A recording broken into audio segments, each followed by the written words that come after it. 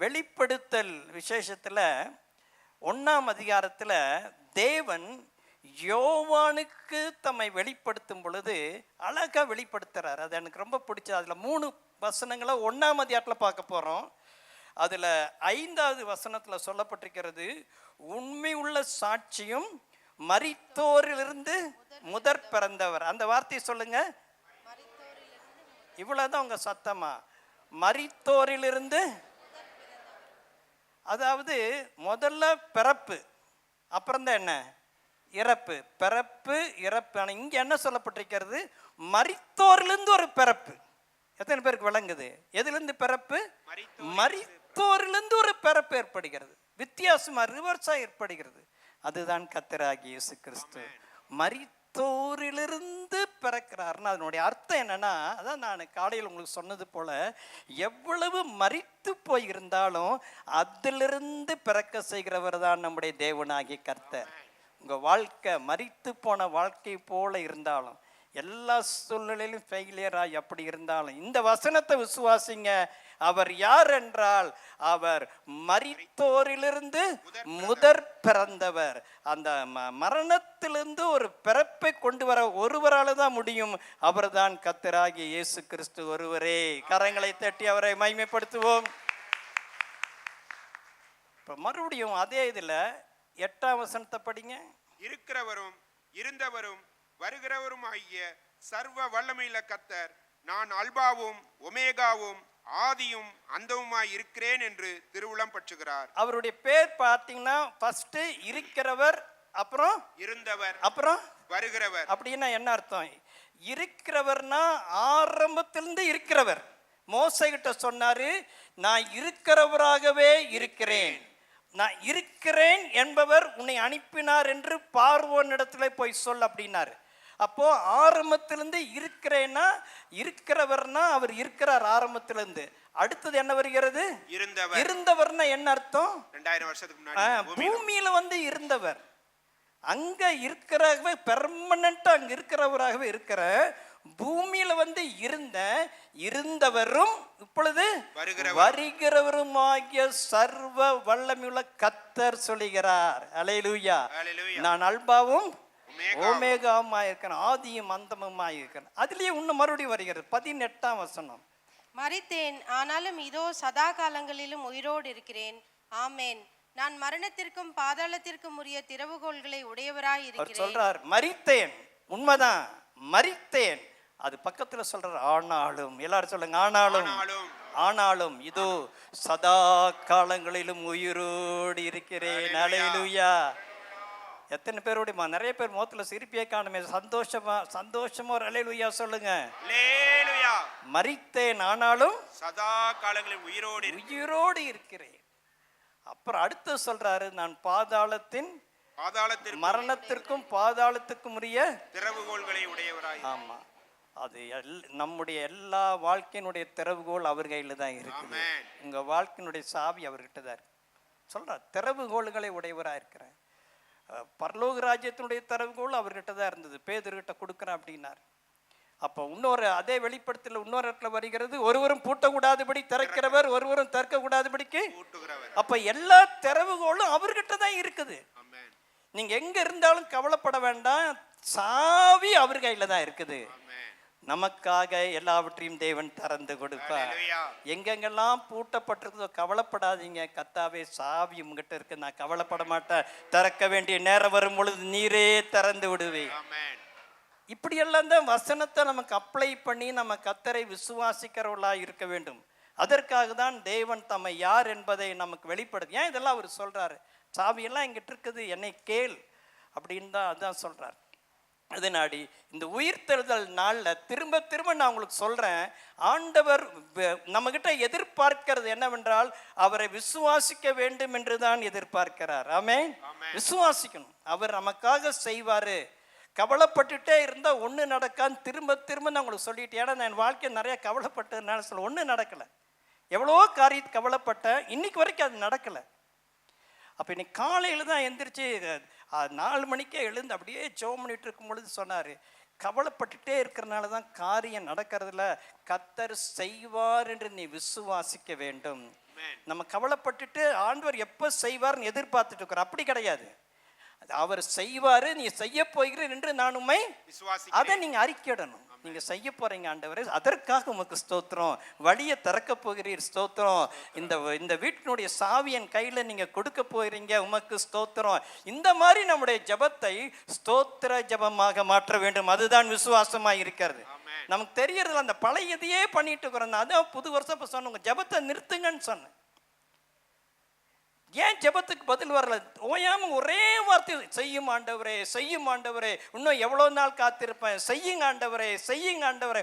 ஒவ்வொரு முறையும் போய் அழுதுட்டே இருக்கிறோம். என்னை உணர்த்தினார், அதில் பதில் வராது என்று சொன்ன தெளிவா. நிறைய பண்ணிட்டீங்க, பண்ணுறது தப்பு இல்லைங்க, நிறைய பண்ணிட்டோம். பண்ணின பிற்பாடு நிப்பாட்டிட்டு நீங்க செய்ய போகிறபடியால் உமக்கு ஸ்தோத்திரம். நீர் வல்லவர், நீர் வல்லவர்னு அவருடைய நாமங்கள் எல்லாம் சொல்லி அந்த ஒரு என்கரேஜ் பண்ற மாதிரி அப்படிப்பட்ட வார்த்தைகளை தேவன் நம்மிடத்திலே எதிர்பார்க்கிறவராய் காணப்படுகிறார். சரி, அப்போ வெளிப்படுத்தல அப்படிதான் அவரை அறிமுகப்படுத்தப்பட்டிருக்கிறது. 2 தீமோத்தேயு 6:16 வாசிக்க வேண்டாம். அங்கு எழுதப்பட்டிருக்கிறது, ஒருவராய், அடுத்தது சாவாமை உள்ளவர். எல்லாரும் சொல்லுங்க, சாவாமை உள்ளவர். அவருக்கு ஒருவருக்குத்தான் அந்த நாமம் கொடுக்கப்பட்டிருக்கிறது, சாவாமை உள்ளவர். இயேசுவை யார் யார் ஆண்டவராய் ஏற்றுக்கொள்கிறார்களோ அவர்களுக்கும் பெயர் சாவாமை உள்ளவர்கள். அல்லேலூயா, சாவாமை உள்ளவர். அப்புறம் இன்னொரு இடத்துல வருக, அதெல்லாம் திருப்ப வேண்டாம், நேரம் ஆயிரும். யோவான் 11:45 சொல்றாரு, நானே உயிர்த்தெழுதலும் ஜீவனுமாய் இருக்கிறேன். எல்லாரும் சொல்லுங்க, நானே உயிர்த்தெழுதலும் ஜீவனுமாய் இருக்கிறேன். இந்த ஸ்டேட்மெண்ட் எல்லாம் ஆண்டவர் அப்பப்போ அங்கங்க அவர் கொடுத்து கொண்டே வருகிறார். வசனமும் அதுதான் சொல்லுகிறது. இன்றைக்கு ஆலய சபை நிறைஞ்சிருக்கிறத பார்க்குறேன். இங்கிருந்து பார்க்கும்போது நிறைய பேர் புதுசாக வந்திருக்கிறீங்க. அல்லது சிலரெல்லாம் எங்கள் அப்பா அந்த காலத்தில் சொல்லுவார், சிலருக்கு வருஷத்தில் 3 முறை தான் வருவாங்கன்னு சொல்லுவாங்க. எத்தனை முறைங்க? 3 முறை. ஃபர்ஸ்ட் எப்போ வருவாங்க? கிறிஸ்மஸ். அடுத்தது அதான் அந்த மாதிரி ஆளுங்க இருக்கிறீங்க. அடுத்தது என்ன சொன்னீங்க? குட் ஃப்ரைடே, ஆண்டருடைய மரண நாளுக்கு வருவீங்க. அடுத்தது உயிர்த்தெழுதல் நாள். 3 பண்டிகை உண்மையாக இருக்கிறேன் அப்படிங்கிறேன். இன்னும் பார்த்தீங்கன்னா குழந்தை பிரதிஷ்டை எப்போ அந்த குழந்தை சர்ச்சுக்கு வருது, அதுக்கப்புறம் கல்யாணம் பண்ணுறப்போ சர்ச்சுக்கு வருது, அதுக்கப்புறம் வயசாகி சாகும் பொழுது சர்ச்சை. அதுவும் சிலருக்கு இன்னும் 3 நாள் தான். அப்படி இல்லை, ஒவ்வொரு வாரமும் உயிர்த்தெழுதலை கொண்டாடுகிறவர்களாக இருக்க வேண்டும். ஆமென். ஆமாம், ஆரம்பத்தில் ஓய்வு நாள் சனிக்கிழமையாக இருந்தது. இயேசு மரித்தோர்லேருந்து உயிரோடு கூட எழுந்த பிற்பாடு அது ஞாயிற்றுக்கிழமையாய் மாறிவிட்டது. ஞாயிற்றுக்கிழமை இந்த நாளில் தான் இயேசு உயிரோடு கூட எழுந்தார். ஆமென். அதை நாம் கொண்டாட வேண்டும், சந்தோஷப்பட வேண்டும். ஆகவே ஏதோ பண்டிகை கிறிஸ்துவர்களாய் நாம் இல்லாதபடி எப்பொழுதும் கர்த்தரை ஆராதிக்கிறவர்களாய் நாம் இருக்க வேண்டும். இன்னைக்கும் நீங்கள் இயேசுவின் கல்லை, எத்தனை பேர் எருசலேம் இஸ்ரவேல் தேசத்துக்கு நான் நிறைய பேர் போயிருக்கேன். போனவங்களாம் கை தூக்கி காமிங்க பார்க்கலாம். பரவாயில்ல, 1 2 3 4 5 6 7 வெரி குட். மற்றவங்களெல்லாம் எனக்கு போகிறதுக்கு ஒரு வாய்ப்பை கொடுக்க போகிறபடியால் ஸ்தோத்திரம். கையை தூக்கி சொல்லுங்க பார்க்கலாம். எனக்கு போவதற்கு ஒரு வாய்ப்பு நீர் கொடுக்க போகிறபடினால ஸ்தோத்திரம், ஸ்தோத்திரம், ஸ்தோத்திரம். அதுதான் விசுவாசம் எல்லாம். சரி, அப்போ இன்னைக்கு இஸ்ரவேல் தேசத்தில் நான் 2 முறை போக ஆண்டவர் கிருபை கொடுத்தார். அங்கே போய் பார்த்தீங்கன்னா இயேசுவினுடைய கல்லறையில் எழுதப்பட்டிருக்கிறது, அவர் இங்கே இல்லை. ஆமென். எல்லாரும் சொல்லுங்க, அவர் இங்கே இல்லை. அப்படி எழுதியிருக்கு. Is not, he is risen. அவர் உயிரோடு எழுந்து விட்டார்.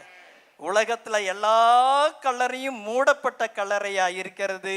இயேசுவின் கல்லறை தான் திறந்த கல்லறையாக இருக்கிறது. அதுதான் அவர் உயிரோடு கூட இருக்கிறார் என்பதற்கு, ஜீவனுள்ள தேவன் என்பதற்கு அது சாட்சியாக காணப்படுகிறது. அப்போது அந்த எருசலேம் பட்டணத்தை பற்றி ஒரு கதை சொல்லுவாங்க. அதை உங்களுக்கு சொல்லும்படியாக விரும்புகிறேன். இன்ட்ரெஸ்டிங்கான கதை, அம்மாமார்களுக்கும் எல்லாருக்குமே. ஒரு கணவன் மனைவி அவங்க அம்மா 3 பேரும் எருசலேமெல்லாம் சுற்றி பார்க்க போனாங்களாம்மா. சுற்றி பார்த்துட்டு கொஞ்சம் அப்படி இருக்கும் பொழுது திடீர்னு மாமியார் மரித்து போய் விட்டார். மாமியார் மரித்து, இந்த டூரிஸ்ட்கெல்லாம் போகிறாங்களா அந்த மாதிரி போய் மாமியார் வந்து மரித்ததுனால அப்போ போய் அவங்க கேட்குறாங்க. ஃபியூனரல் ஹோம் அப்படின்ட்டு இருக்குது, அதாவது அடக்கம் பண்ணுற அந்த ஆஃபீஸர்கிட்ட போய் இப்படி ஆயிடுச்சு, எப்படி என்ன செய்கிறது. அப்போ கவலைப்படாதீங்க, ரெண்டு ஆலோசனை உங்களுக்கு சொல்கிறேன். ஒன்று, நீட்டாக பாடியை பேக் பண்ணி கொடுத்துறோம், இந்திய தேசத்துக்கு அனுப்புறதுன்னா $5000 அப்படின்னாங்க. ஓ, $5000. ஆனால் இங்கேயே நீங்கள் அடக்கம் பண்ணிட்டீங்கன்னா $150 தான், எது உங்களுக்கு வேணும் அப்படின்னு கேட்டாங்க. அப்புறம் யோசிச்சுட்டு உடனே அந்த புருஷனுடைய மனைவி சொல்கிறா, வேண்டாங்க, நம்ம ஊருக்கே எப்படியாவது அம்மாவை கொண்டு போயிடலாம், இவ்வளோ விலையாகுது, $5000. இல்லை கொண்டு போயிடலாம். என்னென்னு நோண்டி கேட்கும்போது, நான் கேள்விப்பட்டேன், இங்கே எருசலேமில் 2000 வருஷம் முன்னால் ஒருத்தர் மரிச்சாரு, அவர் உயிரோடு கூட எழுந்துட்டார், எனக்கு பயமாக இருக்குது, இங்கே கல்லறையில் அடக்கம் பண்ணால் மாமியாரும் உயிரோடு எழுந்துருவாங்க அப்படின்னு ஒரு பயம் ஏற்பட்டது. அதாவது அந்த மாதிரி தான் எருசலேமை பற்றி ஒரு கதை. ஏன்னு கேட்டிங்கன்னா, இயேசு சிலுவையில் மரித்த பொழுது கல்லறைகள் திறந்தன, நிறைய பேருடைய சரீரம் உயிரோடு கூட எழும்பி பரிசுத்தவான்களுக்கு காட்சி அளித்தார்கள் என்று சொல்லப்பட்டிருக்கிறது. அப்போ உயிர்த்தெழுதல் என்பது அந்த காலத்திலிருந்து நடந்த ஒரு காரியம்தான். உயிர்த்தெழுதல் சத்தியத்தை முதல் பைபிள் விசுவாசித்தவர் யார்?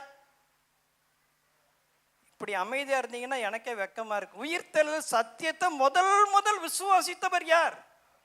ஆபிரகாம். எபிரேயர் எழுதப்பட்டிருக்குது இல்ல, தன்னுடைய மகன் ஈசாக்க பலி கத்தர் இந்த சாம்பலில் இருந்தும் அவனை எழுப்ப வல்லவர், அவரு தான் விசுவாசித்தார். ஈசாக்கு வந்து இயேசு கிறிஸ்துக்கு மாதிரி, பலிக்கு மாதிரி, அவர் தான் முதல் எல்லாவற்றுக்குமே. ஏனைக்கு ஆபிரகாம விசுவாசிகளுக்கு தகப்பன் சொல்றோம். எல்லா சத்தியங்களும் விசுவாசித்தவர் ஒருவர் தான். அவருக்காக நல்லா கைத்தட்டுவோம். ஆபிரகாம் என்ன ஒரு விசுவாச வீரர். குழந்தை கொடுப்பார்னு விசுவாசித்தாரு. பலி செலுத்தி மரித்து போனாலும் அவனை உயிரை எப்படிங்க அப்படியெல்லாம் விசுவாசிக்க முடியுது? ரொம்ப ஆச்சரியமா இருக்கு. அவனை எழுப்புவாரு. அந்த மலைக்கு போகும்போது என்ன சொல்றார்? நானும் என் பிள்ளையாண்டானும் திரும்பி வருவோம், we will come back. அதுதானே விசுவாச வார்த்தை. அவங்க கேட்கறப்பா, இது விறகு இருக்குது, நெருப்பு இருக்குது, ஆட்டுக்குட்டி எங்க? அழகா சொல்றார் கர்த்தர். அதே மாதிரி ஆச்சா இல்லையா? அவர் சொன்னபடி ஆச்சு. எவ்வளோ படிக்க வேண்டியதா இருக்கிறது. அதான் உங்களுக்கு சொல்றேன், இந்த உயிர்த்தெழுதல் செய்தி என்னன்னா, நீங்கள் கர்த்தரை விசுவாசிக்க வேண்டும். அவர் உங்களுக்காக எல்லாவற்றையும் செய்வார் என்று. அதனால சோர்ந்து போகக்கூடாது. எவ்வளவு நாள் காத்திருக்கிற, ஒண்ணு நடக்க மாட்டேங்குதே. நீங்க விசுவாசித்தால் தான் நடக்கும். நீ விசுவாசித்தால் தேவனுடைய மகிமை காண்பாய். விசுவாசிக்கணும். நீ ஜெபம் பண்ணா தேவனுடைய மகிமை காண்பாயின்னு சொல்ல, ஜெபம் பண்ணணும், ஒரு அளவுக்கு நீங்க பண்ணணும். உங்களுக்கே ஒரு நிச்சயம் ஏற்படுறவர், என்னை தப்பா புரிஞ்சிக்காதீங்க, உங்களுக்கு ஒரு நிச்சயம் ஏற்படுகிற வரைக்கும் ஜெபம் பண்ணணும். உபவாசம் எடுங்க, அழுங்க, ஜெபிங்க. அதுக்கப்புறம் ஜெபத்தை என்ன பண்ணுங்க? சத்தமா சொல்லுங்க, நிறுத்துங்க. ஸ்தோத்திரம் பண்ணுங்க, நன்றி செலுத்துங்க. விசுவாசிக்கிறேன், இவ்வளவு ஜெபம் பண்ண, எனக்கு செய்ய போறீங்க, பிரைஸ் தி லார்ட், சந்தோஷமா இருங்க. உங்க முகத்துல ஒரு சந்தோஷத்தை பார்க்கணும். ஏன் அண்ணாளுக்கு கர்த்தர் உதவி செய்தாரு. அங்க பைபிள் எழுதியிருக்குது, அந்த அழுது ஜெபம் பண்ண பிற்பாடு அவள் முகம் எப்படி இருக்கவில்லை? துக்க முகமா இருக்கவில்லை. அந்த முகத்தை கர்த்தர் உங்ககிட்ட பார்க்கணும். எப்பொழுதும் போலவே இருந்தீங்கன்னா எப்படி? அப்போ ஜெபம் என்ன மாறுதலை எனக்குள்ள கொண்டு வந்தது, என்ன விசுவாசத்தை எனக்குள் கொண்டு வந்தது. நான் யார் இடத்துல போய் ஜெபம் பண்ணிட்டு வரேன் அப்படிலாம் நீங்க உங்களையே கேள்வி கேட்டு பார்க்க வேண்டும். தெளிவா சொல்றேன், விசுவாசிக்காமல் தேவன் செய்வார் எதிர்பார்த்தா ஏமாந்து போயிரும், வருஷங்கள் ஓடிக்கொண்டே போயிரும். இல்ல, அவர் செய்ய போகிறபடியால் அவரை ஸ்தோத்தரிப்பேன், தினந்தோறும் காலை எழுந்திருப்பேன், என் கைகளை உயர்த்துவேன், கர்த்தாவே நீர் செய்ய போகிறீர், அதற்காக உமக்கு ஸ்தோத்திரம். இதுதானுங்க விசுவாசம். அப்படிதான் விசுவாசத்துல பின்ன எப்படி நீ வேற என்ன வழி இருக்கு எனக்கு சொல்லுங்க. இதுதான் விசுவாசம். ஆபிரகாம் எல்லாம் அப்படித்தான் வளர்ந்தார். ஆண்டவர் எல்லா காரியத்துக்கும் நம்பினார், பாசிட்டிவாக கர்த்தரை விசுவாசித்தார். சரி, அப்போ ஆண்டவர் அந்த மரித்தோரை எழுப்புகிறதுங்கிறது அவருக்கு ஒரு சாதாரண ஒரு காரியம்.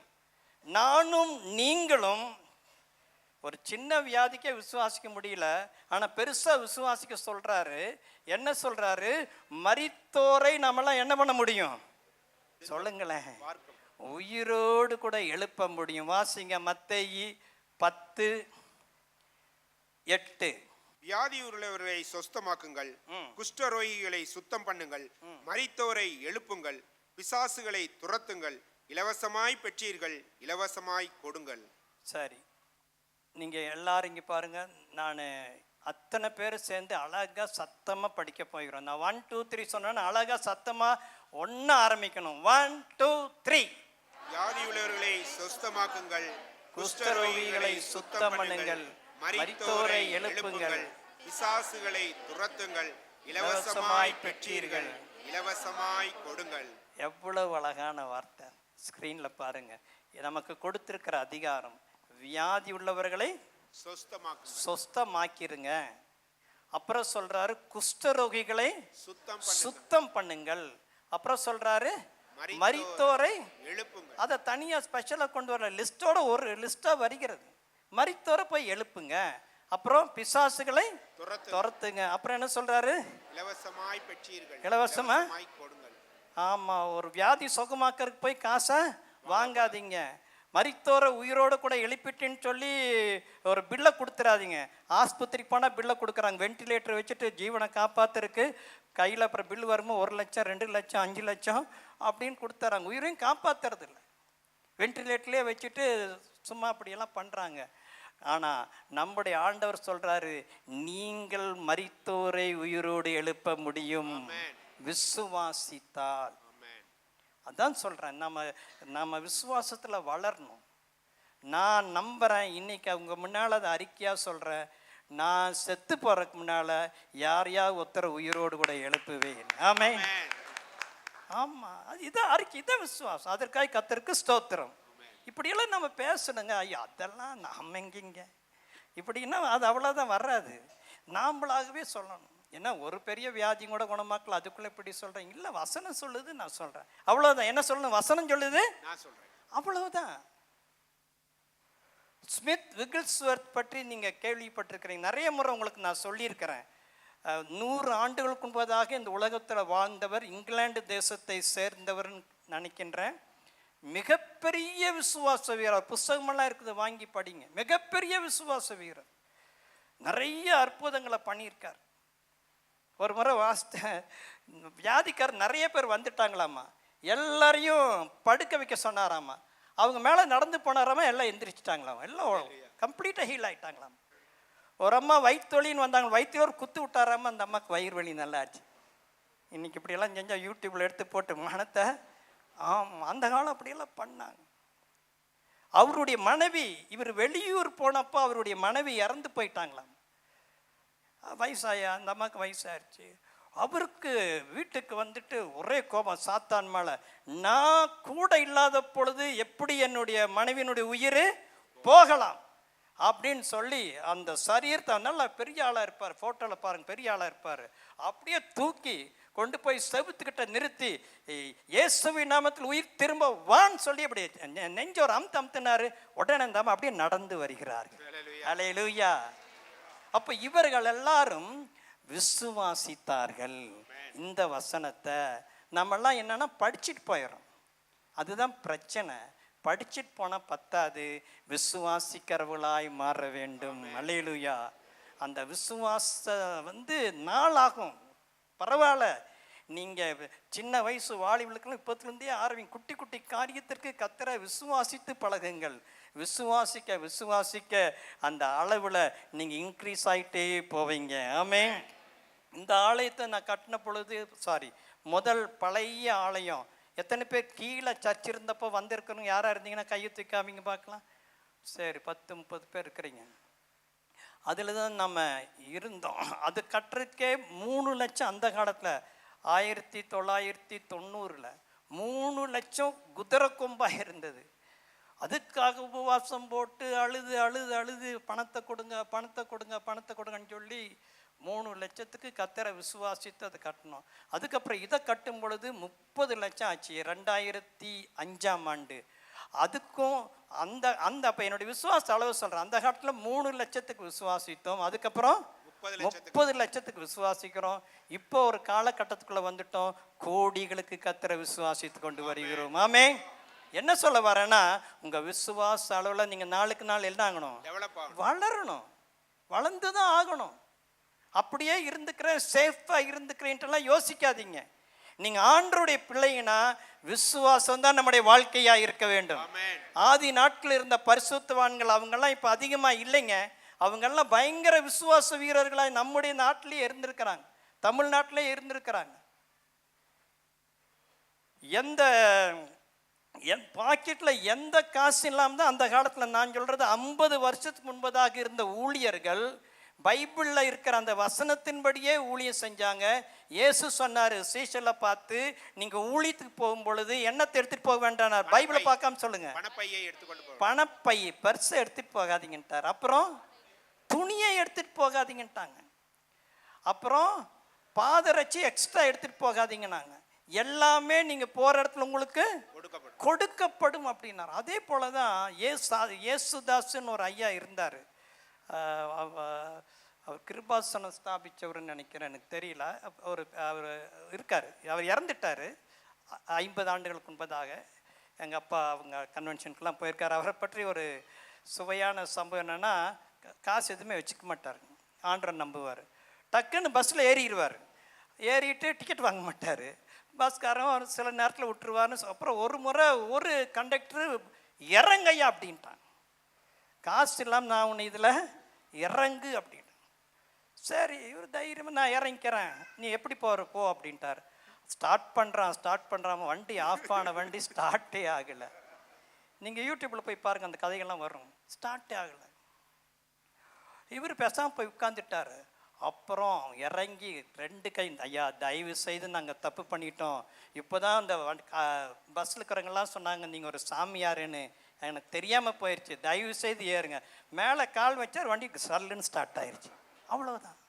அந்த மாதிரியெல்லாம் விசுவாச காரியங்கள் ஏராளமாக நடந்திருக்குது.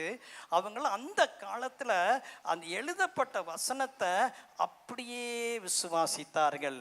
அதான் ஆண்டவர் சொல்றார், சிறு பிள்ளையை போல நீங்க மனம் திரும்பாவிட்டால் பரலோக ராஜ்யத்தில், ஆமா சின்ன பிள்ளை மாதிரி ஆகணுங்க. என்னுடைய மக ட்ரெஃபினா சின்ன பிள்ளையா இருக்கும் பொழுது ரொம்ப நாளாக கேட்டுட்டு இருந்தேன், என்னை ட்ரெயினில் கூட்டிகிட்டு போகணும்னு. 3 வயசோ 4 வயசோ நான் மறந்துட்டேன். நாங்களாம் பெங்களூர் போனோம். அங்கே அந்த ஜூலியால் அந்த குட்டி ட்ரெயின் போகும்ல, அதில் கூட்டு இதுதான் ட்ரெயின் அப்படின்னு அது அப்படியே என்ன பண்ணிக்கிட்டா, அப்படியே நம்பிட்டோம் இதுதான் ட்ரெயினானு. பெருசான பிறகு தான் அப்படி ஒரு பெரிய ட்ரெயின் இருப்பதுன்னு தெரிஞ்சது. அந்த பார்க்கில் பார்த்துருக்கீங்களா, குட்டி ட்ரெயின் ஓடுமில்ல, அதுதான் ட்ரெயின். இப்போ சின்ன பிள்ளைங்க நீங்கள் என்ன சொன்னாலும் என்ன பண்ணிடுவாங்க, அப்படியே நம்புவாங்க. அந்த மாதிரி தான் நாம் ஆண்டவரை நம்ப வேண்டும் என்று தேவன் விரும்புகிறார். ஒரு அல்லேலூயா சொல்லுவோம். உயிர்த்தெழுதல் நாளிலே தேவன் உங்களுக்கு கொடுக்கிற செய்தி, நீ அவரை விசுவாசிக்க வேண்டும், மரித்தாலும் பிழைப்பீர்கள். அவரால் செய்ய முடியும். எப்பேற்பட்ட சூழ்நிலையிலும் நாம் அவரை விசுவாசிக்க வேண்டும். இப்போ எல்லாம் இன்னைக்கெல்லாம் யாரா மரித்து போயிட்டாங்கன்னு சொன்னால் நிறைய பேர் மரித்து போன வீடுகளுக்கு போகிறதில்ல. இப்போ தான் ஃபோன் வந்துருச்சே, வாட்ஸ்அப்பு, உடனே அவங்க ஃபோட்டோக்கு நேரம் ஒரு வார்த்தை போடுறாங்க, 3 எழுத்து போடுறாங்க, RIP. ரொம்ப சுலபமாக முடிச்சுக்கிறாங்க. அடா ஒரு உறவு வேண்டாம், அவங்கள போய் பார்க்கணும், விசாரிக்கணும். நம்ம சபையில் அந்த சகோதரி பூவம்மாள் குளத்துப்பாளையம், அவங்களுடைய கணவன் மரித்து போயிட்டார். அவங்க நேற்று தான் போய் அவங்கள பார்த்து நான் விசாரிச்சுட்டு வந்தேன். விசாரிக்கிறோம். ஆனால் இன்றைக்கெல்லாம் சிம்பிளாக RIPன்னு போட்டு விட்றாங்க. நான் யோசித்த RIPக்கு இன்னொரு வார்த்தை இருக்குது. RIPக்கு என்ன, ரெஸ்டின். அது உலக பிரகாரமான வார்த்தை. நாம போடும் பொழுது நம்ம எப்படி எழுதணும்னா, RIPனா ரிசரக்ஷன் இஸ் பாசிபிள். என்னது அப்படின்னா உயிர்த்தெழுது, இந்த சரீரம் உயிரோடு கூட எழும்ப முடியும். கல்லறையில் அதுதான் அர்த்தம், ரிசரக்ஷன் இஸ் பாசிபிள். இவங்க ஆண்டவர் ஏற்றுக்கொண்டிருக்கிறாங்க, அதனால இந்த சரீரம் உயிரோடு கூட எழும்பும். ரெஸ்ட் இன் பீஸ்ன்ட்டு உலக மக்கள் நாம ஆண்டவருடைய பிள்ளைகளை அடக்கம் பண்ணும் பொழுது அவர்கள் உயிரோடு கூட எழும்புவார்கள். விசுவாசம் இருந்தால் அப்பவே என்ன பண்ண முடியும், உயிரோடு எழுப்ப முடியும். நான் ஒரு முறை அட்டெம்ப்ட் பண்ணேன், எத்தனை பேருக்கு அது தெரிஞ்சதோ தெரியலையோ. தெபோரா மரித்து போன பொழுது நான் அவங்க வீட்டுக்கு போயிருந்தேன் கோவைப்புதில். அந்த அம்மா மேலே எனக்கு ரொம்ப, அவங்க நல்ல ஊழியம் செஞ்சாங்க, நிறைய ஆத்துமாக்களை ஆதாயம் பண்ணாங்க. இப்படி அவங்க ஜீவன் போய்விட்டதுன்னு சொல்லி எனக்குள்ள ஒரு வயிறு. அப்போ வேறு எனக்கு உடம்பும் சரியில்லை, நானே வியாதிக்காரனாக இருந்தேன். ஆனாலும் போய் அவங்க வீட்டாரெல்லாம் அழுதுட்டு இருந்தாங்க. நான் சொன்னேன், ஆர்டர் பண்ண மாதிரியே நீங்கள்லாம் வெளியில் போங்கன்ட்டேன். எல்லாம் வெளியில் போயிட்டாங்க.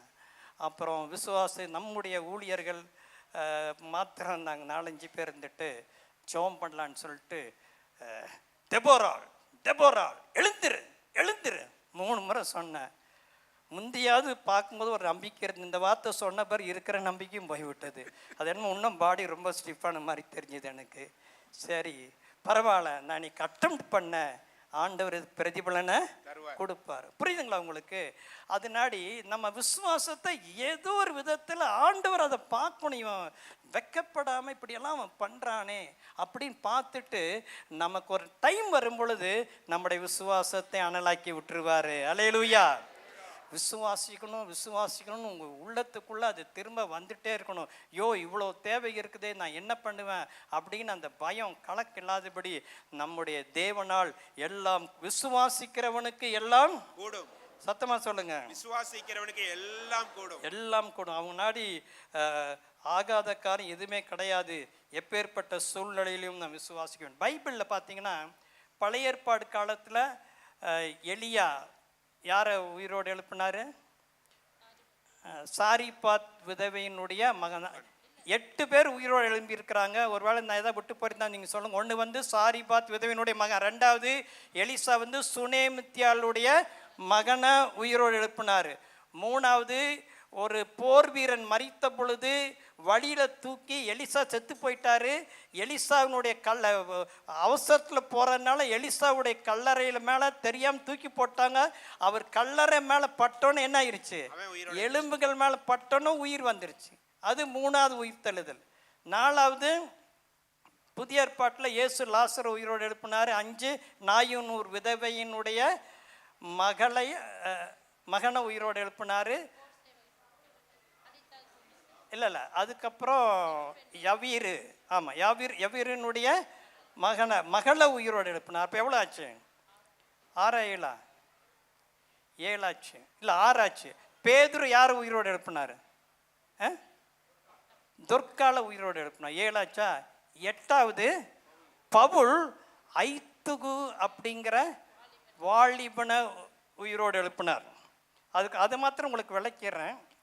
எப்படின்னு கேட்டால், அவர் பவுல் என்னை மாதிரி ஷார்ட் ப்ரெஸ்ஸிங்கார் இல்லை, நான் 35 நிமிஷம் 40 நிமிஷம் டக்குன்னு முடிச்சிடுறேன். அவர் அன்றைக்கி போன ஊரில் அவர் தானே சீஃப் அப்போஸ்டல். அவர் வர்றாருன்னு பயங்கர ஏற்பாடு. போன வாலண்டியர்ஸ் மீட்டிங்கில் அந்த கதையை அவங்களுக்கு சொன்னேன். பவுல் வாராருன்னு சொல்லி அந்த யாரா பைபிளை பார்க்காம சொல்லுங்கள், அது எத்தனை மாடி கட்டடம்? 3 மாடி கட்டடம். அந்த காலத்துலேயும் 3 மாடி கட்டடம் இருந்திருக்கு. இவர் பவுல் வாராருன்னு சொல்லி அங்கே கூட்டத்தை ஒழுங்கு பண்ணவங்க எல்லா வாலண்டியர்ஸும் வேலை செய்கிறாங்க. ஒரே ஒரு வாலிபன் மட்டும் ரொம்ப வேலை செஞ்சுருக்கிறேன். ஏன்னா அங்கே எழுதப்பட்டிருக்கிறது, வீட்டில் போய் அப்போஸ்தலர் 20:7-11 படித்து பாருங்க. அநேக விளக்குகள் இருந்தது. என்ன இருந்தது? இங்கெல்லாம் சுவிட்சை போட்டோன்னே லைட்ஸ். இப்போ இந்த CD இது வசனம் படம் எதாவது போடுறதுன்னா சைமன் ஒரு 3000-4000 ரூபா கொடுங்கன்னு கேட்டு வாங்கிட்டு ஒரே சுவிட்சில் எல்லா லைட்டையும் ஆஃப் பண்ணுற மாதிரியெல்லாம் பண்ணிட்டாங்க. அவ்வளோ வசதி இப்போ பெருகிருச்சு. ஒரே சுவிட்சில் சோம்பேறித்தனம் ஒவ்வொன்றா போய் ஆஃப் பண்ணுறதுக்கு டக்குன்னு ஆஃப் பண்ணலாம். அந்த மாதிரி இன்னைக்கு உலகம் வந்துருச்சு. என்ன பண்ணுறது? அந்த காலத்தில் பவுல் வாராருன்னு அநேக விளக்குகள் வைக்கப்பட்டிருந்துன்னு பைபிள் எழுதியிருக்குது. அப்போ ஃபஸ்ட் ஃப்ளோரில், கிரவுண்ட் ஃப்ளோரில் விளக்கு, ஃபஸ்ட் ஃப்ளோரில் விளக்கு, செகண்ட் ஃப்ளோரில் விளக்கு, எவ்வளோ வேலை நடந்திருக்கும். பவுல் சீஃப் அப்போஸ்தலர் அங்கே வர்றது நான் யோசிச்சு பாருங்க. அத்தனை வேலையும் நான் எப்படி பார்க்குறேன்னா, சிலரெல்லாம் அவன் பின்மாற்றுக்காரன் பிரசங்க பண்ணுறாங்க. அவன் பின்மாற்றுக்காரன் இல்லை, அவன் தான் அதிகமாக உழைச்சிருக்கிறான், சபையில் அதிகமாக வேலை செஞ்சுருக்கிறான். எல்லா வேலையும் செஞ்சு முடிச்சுட்டு சர்ச்சில் உட்காரலான்னு பார்க்குற அவனுக்கு என்ன கிடைக்கல? இடம் இல்லைங்க. இடம் இல்லாதனால அந்த நாட்கள் பார்த்தீங்கன்னா அப்படி ஜன்னலெல்லாம் அப்படி இருப்பா. பழைய காலம் பார்த்துருக்கலாம், ஜன்னல் கிரில் இல்லாமல் அப்படி திறந்து ஓப்பனாக விட்டுருப்பாங்க. அதில் திட்டு மாதிரி இருக்கும். அதில் போய் அவன் உட்காந்துட்டான். பவுல் தான் தெரியுமே, நெடுநேரம் பழைய ஏற்பாட்டிலேருந்தும் அதிலிருந்து நிறைய பேசிகிட்டே இருக்காரு. இவன் கண்ட்ரோல் பண்ணி உட்கார்ந்தான், முடியல, தொப்புன்னு என்ன ஆயிட்டான், விழுந்து 3வது மாடியிலேருந்து விழுந்தான். போன வாரம் நான் இங்கே பிரசங்கம் பண்ணுவேன் பார்த்தா நிறைய பேர் தூங்கிட்டு இருந்தீங்க. அதுவும் சிலரால் தூங்குறதுக்கு நல்ல ட்ரைனிங் எடுத்திருக்கு, நீங்கள் தூங்குறதே தெரியாத மாதிரி அப்படியே அழுங்காப்படி தூங்குறீங்க. என்ன ஆச்சரியமாக இருந்தது. இன்னொரு முறை தூங்கணுன்னு உங்கள் பேரை சொல்லி பிரைஸ் தி லார்ட் சிஸ்டர் அப்படின்னு நான் கூப்பிட போகிறேன் அடுத்த வாரத்துலேருந்து. நீங்கள் வருத்தப்பட்டால் பரவாயில்ல, நான் பிரைஸ் தி லார்ட் தானே சொல்கிறேன், யாருக்கு என்ன தெரியும், praise the Lord brother, praise the Lord sister அப்படின்னு நான் சொல்லலான்ட்டு இருக்கிறேன், நான் செய்ய போகிறது. இவன் விழுந்துட்டான் பாருங்க 3வது மாடியில் கீழே. உடனே பவுல் பிரசங்கத்தை நிறுத்திட்டு, நாமளாக இருந்தால் என்ன பண்ணியிருப்போம், ஆம்புலன்ஸ் ஃபோன் பண்ணி அடக்காரனுக்கு ஏற்பாடு பண்ணி பெட்டி ஃப்ரீசர் பாக்ஸு நம்மளாம் அதெல்லாம் இப்போ ஃபோனுக்கு டக்குன்னு வேலையாயிரு. அவர் என்ன பண்ணார், இறங்கி வந்தார். அவனை அணைத்து கொண்டு இவன் சாகவில்லை, உயிரோடு தான் இருக்கிறான்னு சொல்லி அவனை கட்டி பிடிச்சாரு. உடனே அவன் உயிரோடு கூட எழுந்தான். இல்லை, அதோட கதை முடியல. எழுந்த பிற்பாடு அவனை மேலே 3rd ஃப்ளோருக்கு கூட்டிகிட்டு போய் பிறகு அந்த இடத்துல மறுபடியும் பிரசங்கத்தை வெடியற்கால வரைக்கும் தொடர்ந்தார். அவன் எப்போ விழுந்தான்னு தெரியல, பிரசங்கம் வெடியற்கால வரைக்கும் மறுபடியும் பிரசங்கம் பண்ணுறாரு. அப்புறம் அப்பம் விட்டு அதுக்கப்புறம் தான் அவன் போகிறார். ஆனால் பைபிள் எழுதியிருக்குது, இவன் உயிரோடு கூட எழுந்ததுனால சபையார் எல்லாரும் ஆறுதல் அடைந்தார்கள். சபையார் என்ன ஆனாங்க, ரொம்ப அவங்களுக்கு ஆறுதல். ஏன்னா இவன் பின்மாற்றக்காரன்னு ஆறுதல் அடைஞ்சிருக்க மாட்டாங்க, இவனை மிஸ் பண்ணுறோன்னு சொல்லி சபையாருக்கே ஒரு ஆறுதல். சரி, இன்னொரு காரியத்தை சொல்கிறேன். இந்த உயிரோடு கூட எழுந்திருக்கிறதுக்கும் பொதுவாக ஆஸ்பத்திரியில் கவனிங்க, ஆஸ்பத்திரியில் வென்டிலேட்டர் வச்சுட்டு சில பேர் பிழைக்க வைக்கிறாங்களா இல்லையா? ஒரு சில பேர் வென்டிலேட்டரில் என்ன ஆகிறாங்க, பிழைத்து கொள்கிறார். சிலரெல்லாம் ஷாக்ஸ் கொடுப்பாங்க, ஷாக்கு, அதுலேயும் பிழைத்து கொள்கிறார். இந்த மாதிரி பண்ணுறதை என்ன நல்லா கவனிங்க, செத்து போய் உயிர் வந்த மாதிரி இருக்கும். கவனிக்கிறீங்களா? அப்படியெல்லாம் பண்ணி உயிர் வந்த மாதிரி இருக்கும், உயிர் வந்துடும். ஆனால் அதுக்கும் உயிர்த்தெழுதலுக்கும் வித்தியாசம் இருக்கிறது. இந்த மாதிரி கம்ப்ளீட்டாக மரித்து போய் ஆண்டவர் ஒரு ஆளை உயிரோடு கூட எழுப்பும் பொழுது அவங்க ஒரு புது சரீரமாக எழும்புவார்கள், வியாதியே இல்லாத சரீரமாக எழும்புவார்கள். ஒரு அல்லேலூயா சொல்லுவோம். ஆஸ்பத்திரியில் செயற்கை முறையில் ஜீவன் வைக்கிறது, அதே வியாதி தான் இருக்கும், அதே டேப்லெட் எடுக்கணும், அதே சிகிச்சையில் தொடர்ந்து போவாங்க, இன்னும் கொஞ்சம் காலம் இருப்பாங்க.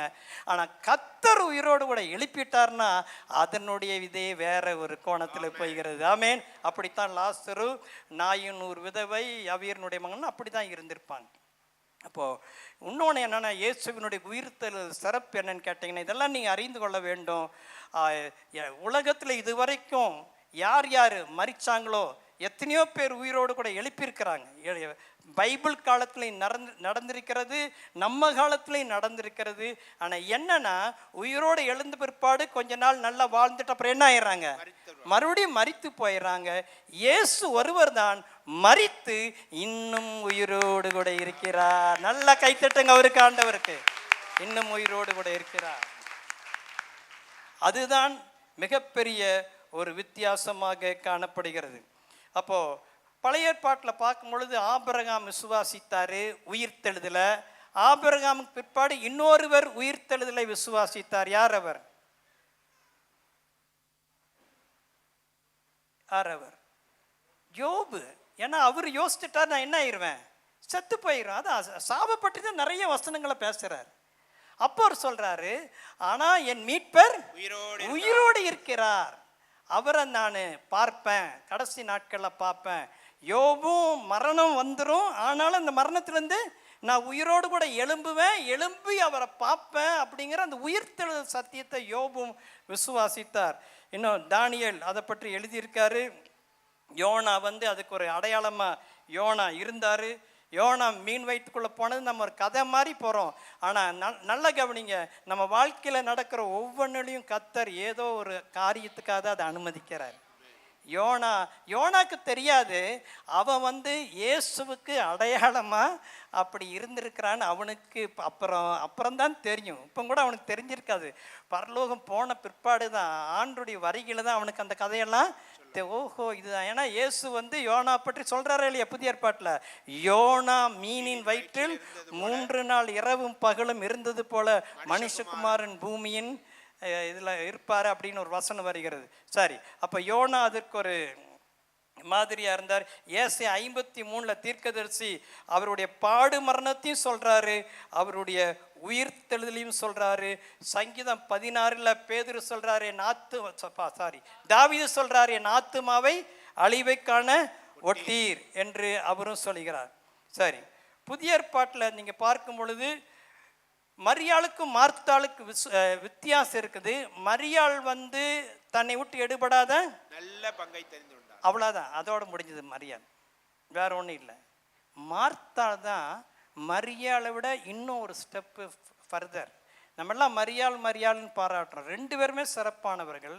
மரியாள் அப்படி சொன்னா, மார்த்தாள் ஆண்டவரை ஆண்டு சொல்றார் லாசரை உயிரோடு கூட எழுப்பேன். உடனே அவர் சொல்றா, அவன் கடைசி நாளில் உயிரோடு கூட எழும்புவான் என்று நான் விசுவாசிக்கிறேன். அந்த உயிர்த்தெழுதல் சத்தியத்தை மார்த்தாள் தெளிவாக அறிஞ்சிருந்தாள். அல்லேலூயா. மார்த்தாள் அதை சொல்ற, அவ அதை விசுவாசித்தாள். பிறகு அபிதமாக உங்களுக்கு பைபிளில் 2 குரூப் நீங்கள் படிக்கலாம். நீங்கள்லாம் ரெகுலராக பைபிள் படிக்கிறவங்களா இருந்தீங்கன்னா திரும்ப திரும்ப ஒரு வார்த்தை வரும். இயேசுவோடு கூட சண்டை போட்ட ஒரு கும்பல் இருக்குது, அதுக்கு பேர் என்னன்னு யாரா சொல்வீங்களா? Very good. பரிசேயர்கள், சதுசேயர்கள். இவங்க 2 பேரும் எதிராக விசுவாசிப்பார்கள். பார்க்கலாம், உங்க பைபிள் நாலேஜ் பார்க்கலாம். பரிசேயர்கள் எண்ணத்தை விசுவாசித்தார்கள், வெரி குட். உயிர்த்தெழுதல் உண்டுன்னு விசுவாசித்தார்கள்.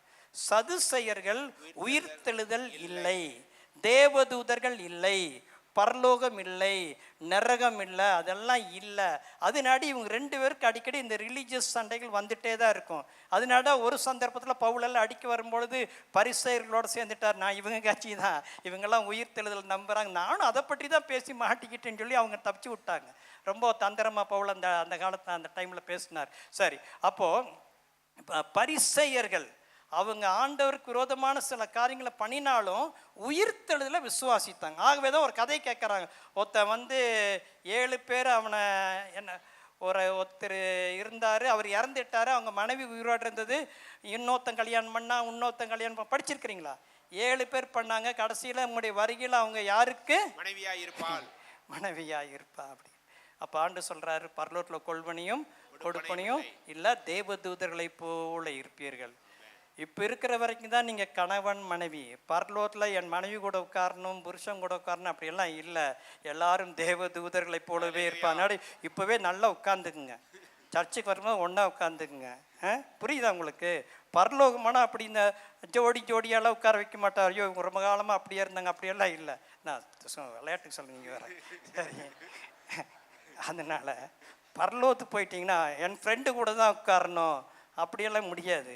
அதனாடி ஒருவேளை உங்களுக்கு சீட்டு உங்களுக்கு பிடிக்காத ஒரு ஆள் கூட உட்கார்ந்து கொடுத்துட்டாருன்னா என்ன பண்ணுறது? மாமியாரையும் மருமகளையும் ஒன்றா உட்கார வச்சுட்டு என்ன பண்ணுறது? அதனால் பரலோகத்தில் சீட்டு உங்கள் சாய்ஸ் கிடையாது, அது ஆண்டவர் எப்படி பண்ணுறாரோ அப்படித்தான் இருக்கும். ஆனால் பரலோகத்தில் எல்லாரும் தேவதூதர்களை போல் இருப்போம். கரங்களை உயர்த்தி அல்லேலூயா சொல்லுவோம். அப்போ அவர்கள் விசுவாசித்தார்கள். தேவதூதர்களும் சாட்சி கொடுக்குறாங்க. சாரி இல்லை, நம்ம யார் சொன்னான்னு பார்க்குறோம். பரிசேயர்கள், பிறகு இயேசு மரித்து உயிரோடு கூட எழும்பின பிற்பாடு 2 பேர் பிரயாணமாக போயிட்டு இருந்தாங்க. ஆமாம், அந்த எம்மா ஊருக்குன்னு ஒரு ஊருக்கு போயிட்டுருக்கும் பொழுது அவங்களோட போய் சேர்ந்துட்டாரு. டிஸ்கஸ் பண்ணிவிட்டு அவங்களோட போகிறாரு. இப்போ அவங்க இப்படியெல்லாம் சொல்லும் பொழுது இவர் பைபிள் எழுதியிருக்குது, மோசே முதல் தீர்க்கதரிசிகள் வசனங்களையெல்லாம் நீங்கள் படிக்காட்டா மந்த இருதயம் உள்ளவர்களே, புத்தி இல்லாதவர்களையும் திட்டுறார். உயிரோடு கூட எழுந்த பிறகு முதல் திட்டு வாங்கினவங்க அவங்க 2 பேரும் தான்.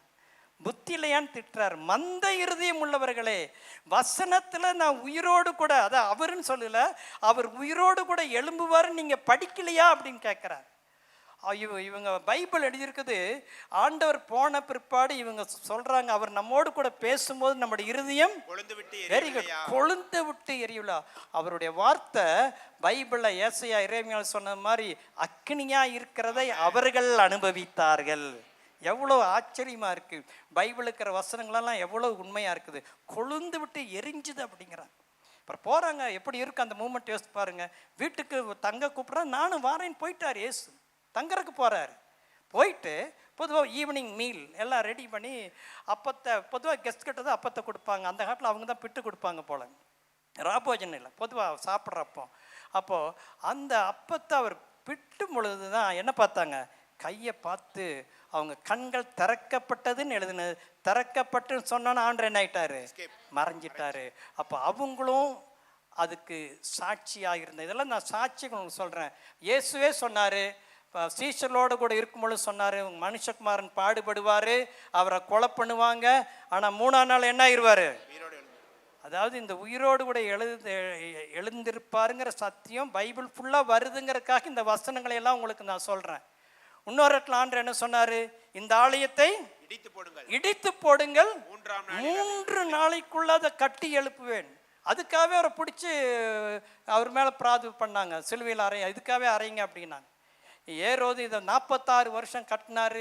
46 ஆண்டுகள் கட்டின ஆலயத்தை எப்படி இடித்து 3 நாளுக்குள்ள கட்ட முடியும்னு அவரை பண்ண. ஆனால் பைபிள் எழுதியிருக்குது, அவரோ தம்முடைய சரீரமாகிய ஆலயத்தை குறித்து பேசினாரு.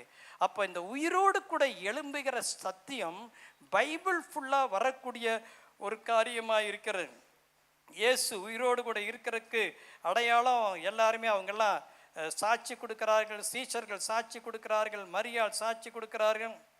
ஆண்டவர் உயிரோடு கூட இருக்கிறேன் என்று மகதலேனா மரியாள் மற்ற மரியாளுக்கு தன்னை காண்பித்தார். அப்புறம் யாருக்கு காமிச்சாரு, பேதுருக்கு காமிச்சாரு. அப்புறம் யாருக்கு காமிச்சாரு, எல்லா சீஷர்களுக்கு காமிச்சாரு.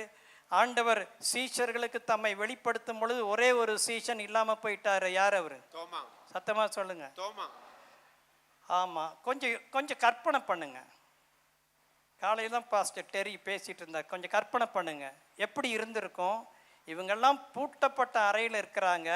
பூட்டப்பட்ட அறையில் இருக்கும் பொழுது யார் உள்ள வந்தது, அப்போ உயிர்த்தெழுதல் சரீரம் நமக்கு கிடைச்சிருச்சுன்னா இதுலேருந்து நம்ம என்ன அறிஞ்சிக்கலாம், பூட்டப்பட்ட அறைக்குள்ளே நீங்கள் போக முடியும். சந்தோஷமே இல்லையா? எல்லாம் பூட்டிட்டு இருந்தாலும் நீங்கள் டக்குன்னு உள்ளே போய் நடுவில் நிற்பீங்க. அப்படி தான் 2 முறை நின்னார். பூட்டப்பட்ட அறையில் போய் டக்குன்னு நிற்கிறார். அப்படிதான் டக்குன்னு தண்ணி மேலே நிற்பார். அவர் தான் கடவுளாச்சு. அப்படி நிற்கிறார். இப்போ உயிர்த்தெழுதல் சரீரம். அப்போது அப்படி இருக்கும் பொழுது அந்த டைமில் ஏன் தோமா இல்லை அப்படின்னு பைபிள் எழுதப்படலை. ஒருவேளை இவங்களுக்கு சாப்பாடு வாங்க போயிருக்கலாம், இல்லை வீட்டில் போய் தூங்க போயிருக்கலாம். சிலர் ஞாயிற்றுக்கிழமை வராமல் தூங்குறாங்கல்ல, அந்த மாதிரி தூங்கலாம், அல்லது ஏதாவது போயிருப்பா. இல்லை, யோசிச்சு பாருங்க, அந்த டைமில் யார் வந்துட்டு போயிட்டா. நான் உங்களை கேட்குறேன், இயேசுவுக்கு தோமா அங்கே இல்லைன்னு தெரியுமா தெரியாதா?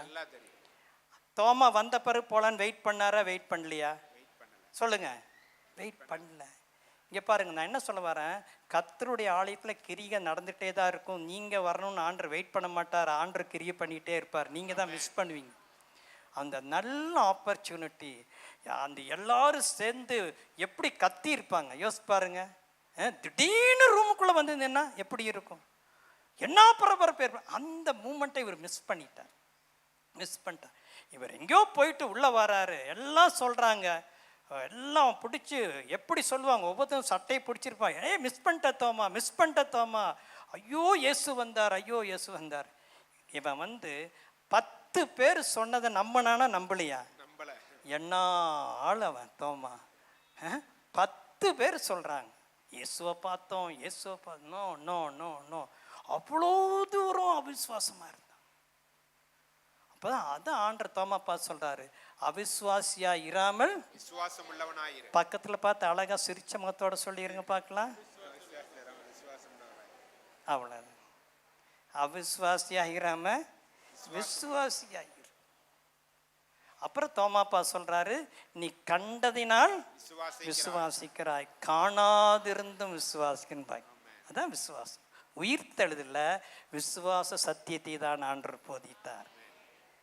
அப்போ அப்போ அப்போ அப்போ அதான் அதுக்கு முன்னால் அவன் சொல்கிறான், நான் அதான் உங்களுக்கு சொன்னேன், நான் என்னுடைய விரலை அந்த அவருடைய கையில் விட்டால் ஒழிய, அப்புறம் என்னுடைய கையை அவருடைய விழாவில் யோசிப்பாருங்க, என்ன தைரியம், கையை கொண்டு போய் விழாவில் விட்டாதான் நம்புவேன், அவ்வளவு சந்தேகக்காரன். ஆனால் கர்த்தருக்கு ஸ்தோத்திரம், அவர் தான் இந்தியாவுக்கு வந்தார். தோமாவுக்காக நல்ல கரங்களை தட்டுவோம். ஆண்டவர் தோமாவுக்கு தரிசனமானார், சீமோன் பேதுருக்கு தரிசனமானார், கடைசியாக பவுல் சொல்கிறாரு, கடைசியாக அகால பிறவி போன்ற எனக்கு அவர் தரிசனம் தமஸ்குவில் ஆவார். நான் கொஞ்சம் கூட எதிர்பார்க்கல. தமஸ்குவில் மாத்திரம் ஆயிருக்க மாட்டார், அடிக்கடி பவுலுக்கு தரிசனம் ஆயிருப்பார். பவுல் கிடைச்ச வெளிப்பாடுகள் எல்லாம் 3ஆம் வானத்துக்கு வரைக்கும் எடுத்துக்கொள்ளப்பட்டிருக்கார். பவுலுடைய கதையே வேற. சரி, அதுக்கப்புறம் நீங்கள் பார்த்தீங்கன்னா அந்த அவருடைய உயிர்த்தெழுதல் குறித்த சாட்சி நேரானதுனால ஒரு சாட்சி சொல்லி நான் முடிச்சிடுறேன். மத்தேயு 28 அந்த போர் சேவகர்கள் சொல்லுகிறார்கள் 4:11. காவலாளர் அவனுக்கு பயந்ததினால் திடுக்கிட்டு செத்தவர்கள் போல் ஆனார்கள். காவலாளர் யாருக்கு பயந்ததினால்? எல்லா வசனம் படிக்கிறதுக்கு நேரம் இல்லை. முந்தின வசனம் படிச்சு பார்த்தீங்கன்னா தேவதூதன் பரலோகத்திலிருந்து வந்துட்டார். தேவதூதன் வந்து இயேசு உயிரோடு எழும்புவதற்காக கள்ள புரட்டினாரா, உயிரோடு எழுந்த பிற்பாடு கள்ள புரட்டினாரா? சொல்லுங்க. உயிரோடு எழுந்த பிற்பாடு தான் கள்ள புரட்டினார். இயேசு பாட்டுக்கு அதிகாலையில் எந்திரிச்சிட்டாரு, உயிரோடு எழும்பிட்டாரு. எழும்பின பிற்பாடு இந்த இவங்கெல்லாம் வந்து பார்க்கட்டும், இயேசு உள்ள இல்லைன்னு ஜனங்களுக்கு தெரியணும் என்பதற்காக பரலோகத்திலிருந்து ஒரு தேவதூதன் வந்து என்ன பண்ணாரு, கள்ள உள்ள தேவதூதன் வந்து அங்க நின்ன உடனே பயங்கர பூமி அதிர்ச்சி, பயங்கர வெளிச்சம். போர் சேவகர்கள் எல்லாம் அந்த கல்லறையை பார்த்து கொண்டிருந்தார். ஏன்னா இயேசு என்னன்னு சொல்லிட்டார், நான் உயிரோடு கூட எழும்புவேன்னு சொன்னதுனால இந்த பிடிச்சி சிலுவையில் இருந்த யூதர்கள்லாம் பயந்துட்டாங்க. இயேசுனுடைய சீஷர்கள் எங்கேயாவது களவாய் கொண்டு போய் உயிரோடு எழுப்பிட்டாருன்னு சொல்லிடுவாங்கன்னு சொல்லி காவல் பண்ணுறாங்க. ராத்திரி பகலாக எங்கேயா கல்லறை அப்படி காவல் பண்ணுறது பார்த்துருக்குறீங்களா? ராத்திரி பகலாக காவல் பண்ணுறாங்க. தேவதூதன் வந்த பிற்பாடு பைபிள் எழுதி 11ஆம் வசனம் படிங்க. அவர்கள் போகையில் காவல் சேவகரில் சிலர் நகரத்துக்குள்ளே வந்து நடந்த யாவற்றையும் பிரதான ஆசாரியருக்கு அறிவித்தார்கள். பிரதான ஆசாரியருக்கு சொல்லிட்டாங்க, இது நடந்தது உண்மை. தேவதூதன் வந்தாரு, கள்ள புரட்டினாரு, இயேசு அங்க இல்லை, நாங்கள் பொறுப்பில்லை, எங்களை காப்பாத்துங்க. உடனே பிரதான ஆசாரியர் சொல்றாங்க, நீங்க சொல்லுங்க, யாரை வந்து நாங்கள் தூங்குறப்போ நாங்கள் தூங்கிட்டோம். என்னன்னு சொல்றாங்க, நாங்கள் தூங்கிட்டோம், என்ன நடந்துன்னு எங்களுக்கு தெரியாதுன்னு சொல்லுங்க, நாங்கள் தப்பு வைக்கிறோன்னு. அந்த பொய் இன்னைக்கு வரைக்கும் பரவிட்டு வருதுன்னு சொல்றாங்க. ஆனால் போர் சேவர்கள் இயேசு உயிரோடு கூட எழுந்தார் என்று அவர்கள் சாட்சி கொடுத்தார்கள். அவ்விதமாக இன்னும் நம்ம சொல்லிகிட்டே போகலாம், ஆனால் நேரமாகறனால நான் முடிக்கிறேன். கடைசியாக யோவான் 21ஆம் அதிகாரத்துக்கு வருவோம். அங்கே ஆண்டவர் உயிரோடு கூட எழுந்த பிற்பாடு என்ன நடந்ததுன்னு எழுதப்பட்டிருக்கிறது. யோவான் 21:1 படிங்க. இவைகளுக்கு பின்பு இயேசு திபேரியா கடற்கரையிலே மறுபடியும் சீஷருக்கு தம்மை வெளிப்படுத்தின விவரமாவது. சரி, வேண்டாம், விவரத்தை விட்டுருங்க. 3ஆம் வசனம் படிங்க. சீமோன் பேதுரு மற்றவர்களை நோக்கி, மீன் பிடிக்க போகிறேன் என்றான். அதற்கு அவர்கள், நாங்களும் உம்முடனே கூட வருகிறோம் என்றார்கள். இப்படி சொல்லலாமா? அடா, இப்போதான் உனக்கு வெளிப்பாடெல்லாம் கொடுத்துட்டு போனாரு, எல்லா வெளிப்பாடும் கிடைச்சிருச்சு.